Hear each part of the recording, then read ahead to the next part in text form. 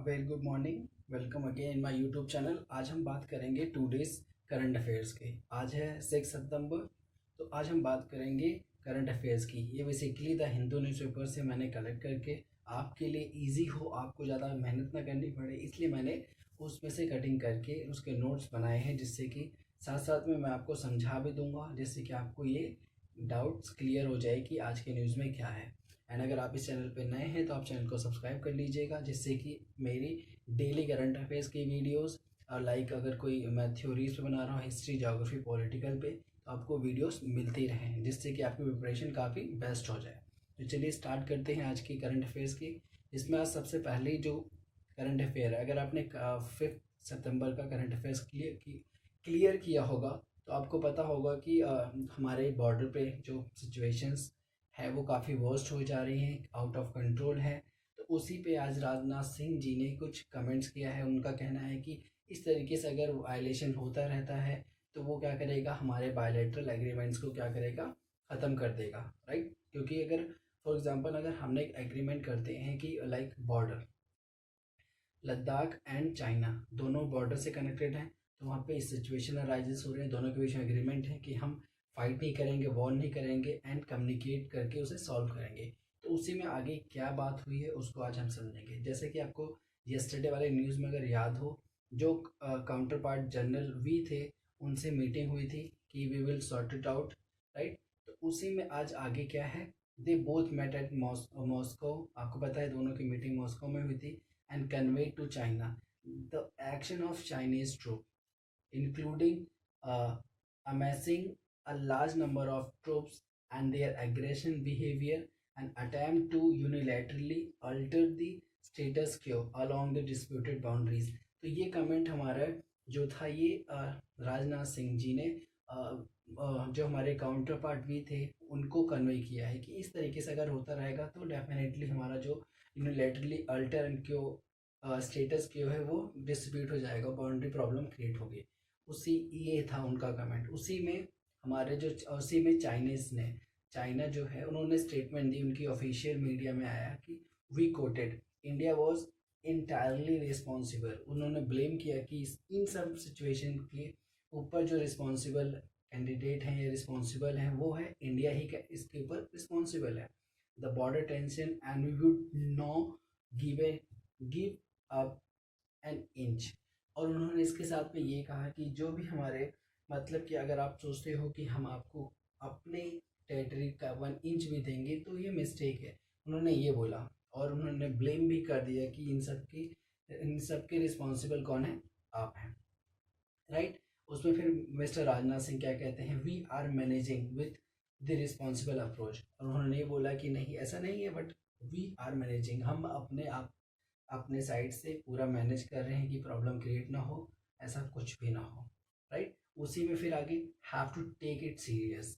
Absolutely दोनों जिस हिसाब से ये कंडीशंस बढ़ती जा रही है, स्पेशली 2 मंथ्स हो गए हैं बट स्टिल प्रॉब्लम वही की वही बनी हुई है। तो इसलिए उन्होंने ये बोला कि इस तरीके से अगर होता रहेगा तो प्रॉब्लम काफ़ी सीरियस हो जाएगी, या तो कॉम्प्लिकेट बन जाएगी या एक्सेलरेट होती रहेगी। एक्सेलरेट का मतलब होता है बढ़ती रहेगी। तो उसको रोकने का सबसे बेस्ट तरीका है कि हम आपस में कम्युनिकेट करें और बेस्ट अप्रोच के साथ में इसको कूल डाउन करें, और ऐसी सिचुएशन ना राइज करें कि प्रॉब्लम क्रिएट हो।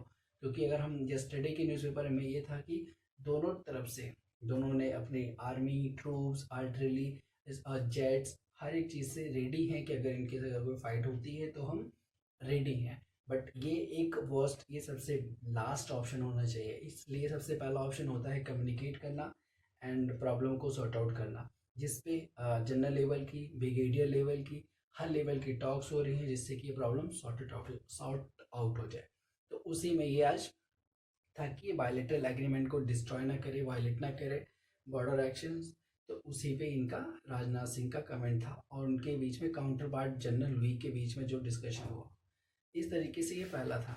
राइट, इसके बाद जो नेक्स्ट है वो है इंडिया शेयर आ रोबस्ट डिफेंस सिस्टम। अब इसमें बिपिन रावत, जो हमारे जनरल बिपिन रावत हैं, उनके कमेंट्स के बारे में है।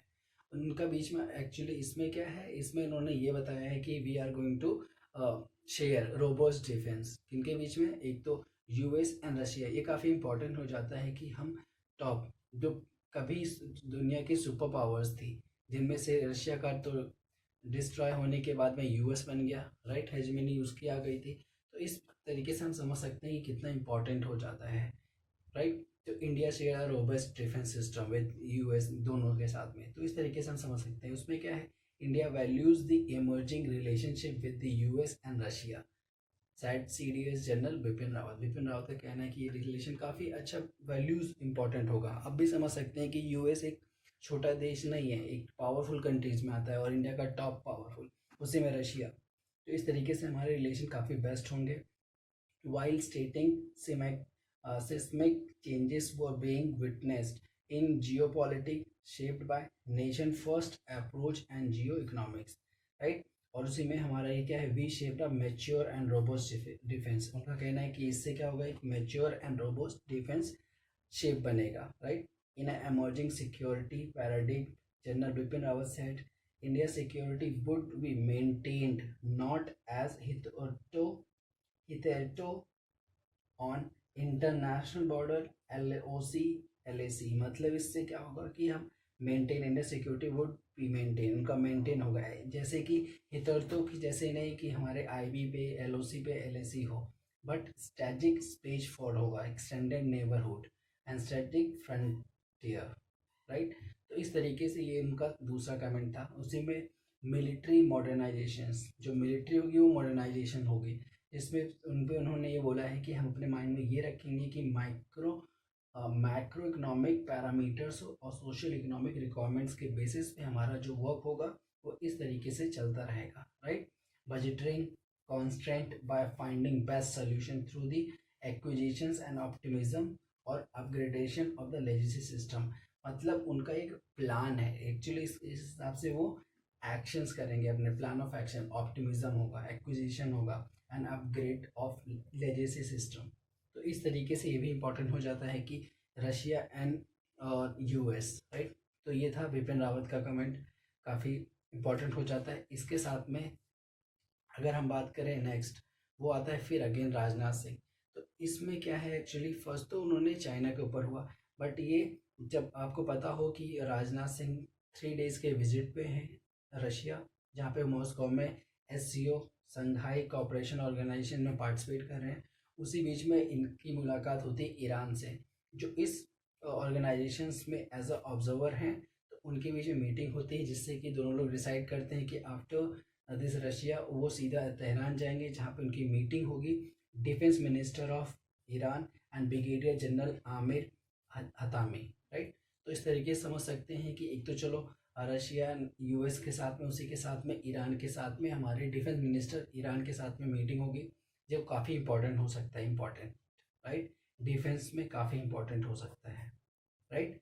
उसी में ही also held bilateral meeting with the major general Kurbanov Bakhodir Nizamovich, defence minister of Uzbekistan.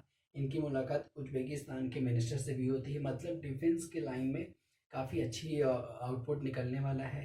एक तो ईरान के साथ में मीटिंग हुई संघाई में, और दूसरी इनकी उज्बेकिस्तान से, राइट। तो इस तरीके से हम समझ सकते हैं किस तरीके से इंडिया का जो फॉरेन पॉलिसी है वो काफ़ी बेस्ट तरीके से इम्प्लीमेंट हो रहा है, और उस पर हम समझ सकते हैं कि आने वाले टाइम पे क्या इसका इम्पैक्ट पड़ेगा, राइट। तो ये था आज का इम्पोर्टेंट करंट अफेयर्स, जो 3 इम्पोर्टेंट करंट अफेयर्स थे जिनको मैंने कवर कर दिया। आई होप आपको क्लियर होगा, इसमें ज़्यादा कुछ जानने की ज़रूरत नहीं है। बट हाँ, अगर नेक्स्ट अभी जस्ट मीटिंग हुई है, जब इसके आगे क्या होगा, दोनों के बीच में क्या कन्वर्सेशन हुई, उसका आउटपुट क्या निकला, वो काफ़ी इंपॉर्टेंट हो सकता है। बट अगर हम अपने तरीके से अपने लिए क्या बेस्ट बना सकते हैं, हम कि नेट के थ्रू या अपने रिसर्च के थ्रू हम जान सकते हैं कि ईरान का डिफेंस सिस्टम कैसा है।